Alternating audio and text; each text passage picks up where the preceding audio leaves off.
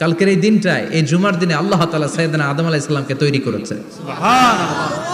বিশ্বনবী বলেন, লাম্মা খালাকাল্লাহু আদামা ওয়া কানা তুলুহু 60 যিরাআন। আল্লাহ তাআলা যখন আদম আলাইহিস সালামকে তৈরি করলেন 60 হাত লম্বা করে তৈরি করলেন। সুবহানাল্লাহ। আর আমরাও যারা জান্নাতে ঢুকবো আমাদের আকৃতি থাকবে 60 হাত লম্বা। মজা করে সুবহানাল্লাহ পড়তে পারলেন না? আল্লাহ সাইয়েদনা আদমকে তৈরি করলেন এই জুমার দিনে।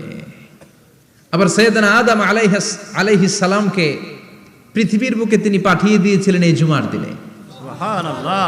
কুল নাহবিতু মিনহা জামিআ, ও Adam, go down with your wife, তোমার স্ত্রী হাওয়াকে নিয়ে পৃথিবীতে নামো। সাইয়েদনা আদম আলাইহিস সালামকে আল্লাহ তাআলা পাঠিয়েছিলেন শ্রীলঙ্কার একটা পাহাড়ে, অ্যাডামস পিক। ওখানে ঐতিহাসিকভাবে প্রমাণিত, এটা হাদিসে নেই, কুতুবুত তারিখে এসেছে। শ্রীলঙ্কা একটা পাহাড় আছে, কলম্বো থেকে অনেক দূর। ওই পাহাড়ের চূড়ায় সাইয়েদনা আদম আলাইহিস সালামের ফুটপ্রিন্ট আছে। ফুটপ্রিন্ট মানে পায়ের ছাপ। সুবহানাল্লাহ পড়ো। সুবহানাল্লাহ। তো যেদিন আদম আলাইহিস সালামকে আল্লাহ ওখানে পাঠিয়ে দিয়েছিলেন ওই দিনটা ছিল জুমার দিন। সুবহানাল্লাহ নাই? সুবহানাল্লাহ। সুবহানাল্লাহ বাড়িতে যায় বলেন, সুবহানাল্লাহ। চিল্লায় পড়েন আল্লাহু আকবার।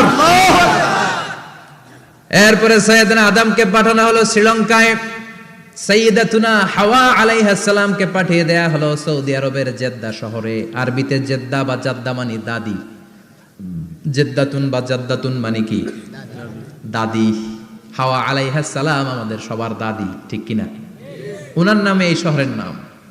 বছরের পর বছর সাইয়েদনা আদম আলাইহিস সালাম এবং হাওয়া আলাইহিস সালাম আল্লাহর কাছে ক্ষমা চাইলেন, আল্লাহ ভুল করে নিষিদ্ধ গাছের ফল খেয়েছি, তুমি মাফ করে দাও। আল্লাহ বললেন, আদম, কয়েকটা কালিমা শিখিয়ে দেব, এই কালিমাগুলোর পরে আমার কাছে দোয়া করো, আমি কবুল করে নিব। আল্লাহু আকবার। আল্লাহু আকবার। আল্লাহ শিখিয়ে দিলেন আর বললেন, আদম পড়ো, রাব্বানা যালামনা আনফুসানা ওয়া ইন